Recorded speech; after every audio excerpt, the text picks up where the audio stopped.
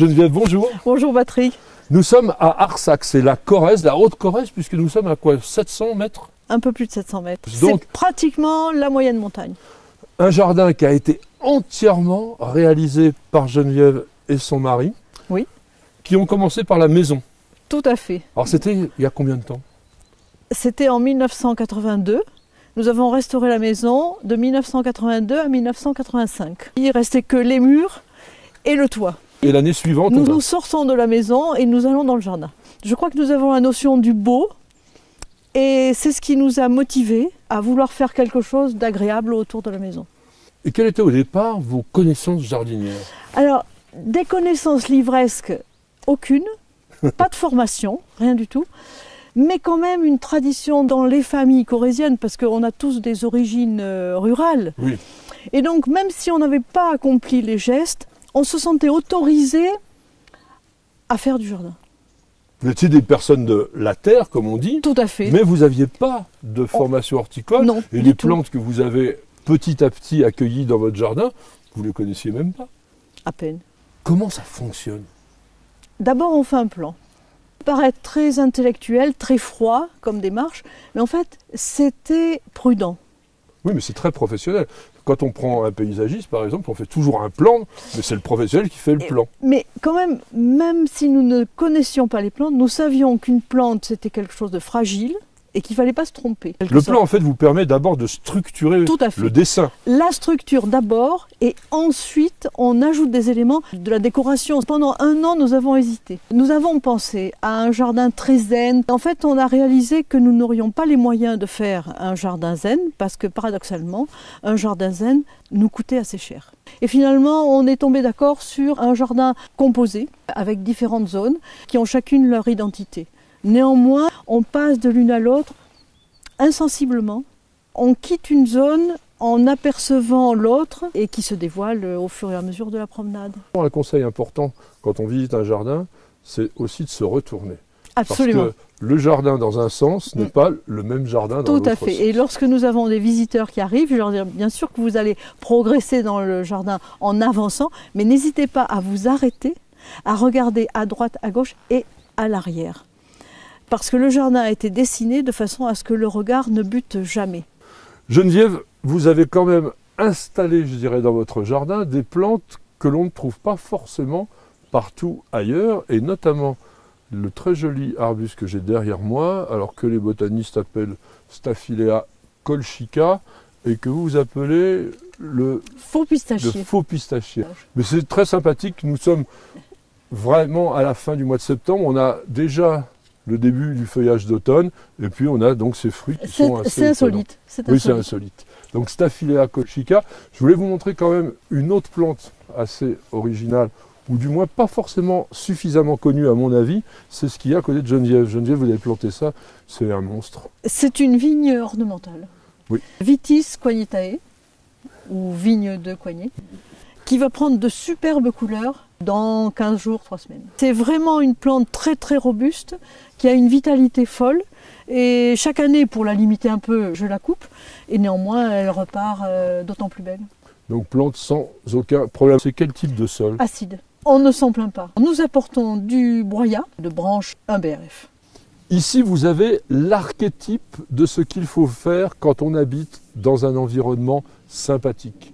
Parce que vous avez voulu vous approprier l'environnement. Tout à fait. On n'est pas propriétaire de ce vallon, mais nous en profitons, nous en faisons profiter le jardin. Dès lors que ça fait une ouverture, ça agrandit le jardin. Exactement. Il est important, pour faire cela, d'éviter d'avoir une masse protectrice avec des haies trop grandes. Donc ce que vous faites, c'est que vous taillons. Parce que sinon, vous auriez ce qu'il y a derrière nous. Et oui, qui est opaque, noirâtre, pas intéressant. Nous avons géré cette haie qui était dense pour ne conserver que des sujets intéressants, à savoir notamment les aubépines. Et nous les avons, comment dire, japonisés. Oui, sculptés. Comme des espèces de sentinelles qui sont là. Et avec toujours la même volonté, c'est-à-dire de voir le regard traverser l'endroit. On n'est jamais complètement clos chez vous. C'est une haie à claire-voie. Et ça, c'est une très bonne idée. Geneviève, nous sommes ici dans un autre jardin du jardin, qui a l'air sauvage, mais qui est très composé. Oui.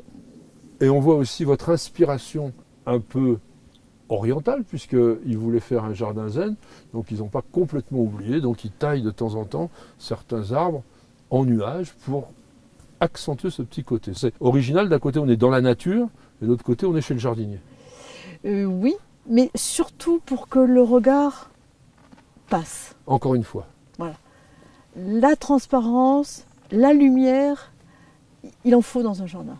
Pensez un jardin, pas d'une manière linéaire, mais toujours en volume. Absolument. Est-ce qu'il y a des plantes qui sont un peu vos chouchous ici? Ah oui, des Stachys lanata. Ça fait près de 40 ans que nous vivons près de cette plante. Et elle est tout le temps là. Elle est tout le temps là. Geneviève, nous sommes un peu au niveau du point d'orgue du jardin, très structuré. C'est là que vous avez commencé le dessin? On peut dire ça parce que j'ai commencé à dessiner la structure de ce carré.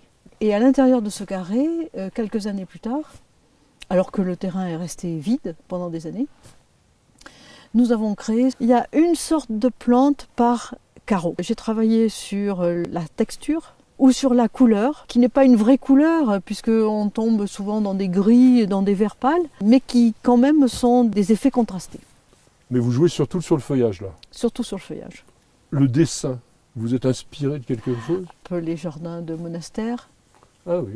Au départ, j'avais pensé à un dessin beaucoup plus complexe, mais mon mari qui passe la tondeuse m'a dit non. C'est lui qui a dessiné les carreaux, de façon à pouvoir passer la tondeuse sans avoir à faire de manœuvre. Ça a l'air de rien, mais c'est non seulement une bonne idée, mais c'est quelque chose que je vous recommande de faire, parce qu'on fait souvent son jardin un peu au hasard, et après on se rend compte qu'on s'est fait une galère. Alors que là, on associe la beauté, parce qu'on peut dire quand même que c'est magnifique, avec le pratique, et ça c'est vraiment très bien. Geneviève, nous nous trouvons de l'autre côté de la maison, donc on a déjà fait un peu le tour du grand jardin, et puis là, on dirait que vous avez vraiment craqué pour vos premières amours. On est dans un jardin d'inspiration japonaise. Nous avons restauré le fournil, nous avons sans doute élargi un petit peu plus le toit qui à l'origine n'était pas aussi large, et de ce fait on s'est dit ah, il y a un ton japonais. Et voilà, et c'était parti pour le registre japonais, avec des éléments bien corréziens. Vous avez bien su mettre les pierres, et je trouve que c'est une des choses les plus difficiles. Mettre les pierres, c'est vrai que c'est tout un art. Il faut que je sois seule pour faire ça, parce que lorsque mon mari me voit faire, il a tendance à penser que j'ai perdu un peu la raison. Que vous faites n'importe quoi. Alors, je lance la pierre, si elle me va, je la laisse à l'endroit où elle est tombée. Et si ça ne va pas, je reprends la pierre. En fait, la pierre tombe, et si je juge qu'elle est tombée comme il faut, je la laisse.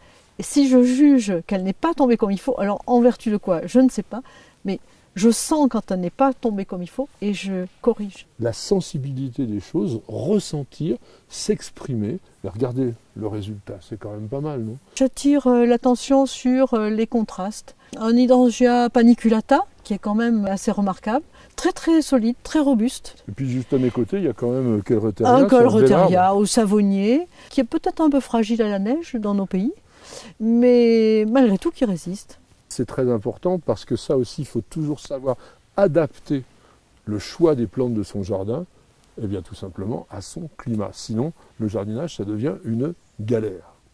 Geneviève, merci de nous avoir fait découvrir ce jardin. On a vraiment passé un moment super et je vous conseille, si vous passez en Corrèze, il va falloir venir le visiter parce que, bien sûr, il est ouvert au public. Toute l'année. Toute l'année. Toute l'année, sous réserve d'un petit coup de fil. Donc sur l'internet, il y a le téléphone, on va vous mettre le site internet, mais il n'y a pas que ça. Ici aussi, on peut dormir dans le jardin, parce qu'il y a des chambres d'hôtes. Absolument. Nous avons 4 chambres, nous pouvons héberger au total 8 personnes, et c'est vrai que c'est quand même assez plaisant de prendre le petit déjeuner face au jardin. Et si on a un petit chien, on peut venir? Oui, quand les petits chiens sont bien élevés. Quand ils sont bien élevés. Comme leur maître. Mais si vous aimez le jardin, vous avez vu comment il a été fait avec amour, avec passion, je dirais. Comme il est riche et varié. Alors c'est quoi la meilleure saison? Parce que nous, là, on est entre chien et loup, je dirais. C'est la fin de l'été, les premiers jours de l'automne. C'était très joli déjà, mais le top, c'est quand? Ah, moi je dirais mi-juin, quand les roses sont là. Ce sont des rosiers lianes qui sont mis sur des portiques. Et c'est vrai que c'est assez féerique. Je vous dis, un beau jardin comme ici, c'est toute l'année. Et vraiment, vous allez en profiter, j'en suis sûr. Et vous nous l'écrirez. Vous aimez nos vidéos, vous regardez régulièrement nos émissions Découverte Jardin et Jardiner, ça fait du bien.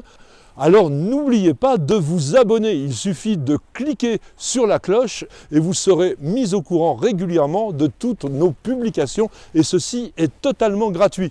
Et puis nous avons également un site internet dans lequel il y a énormément d'informations, alors www.newsjardintv.com, c'est la bonne adresse.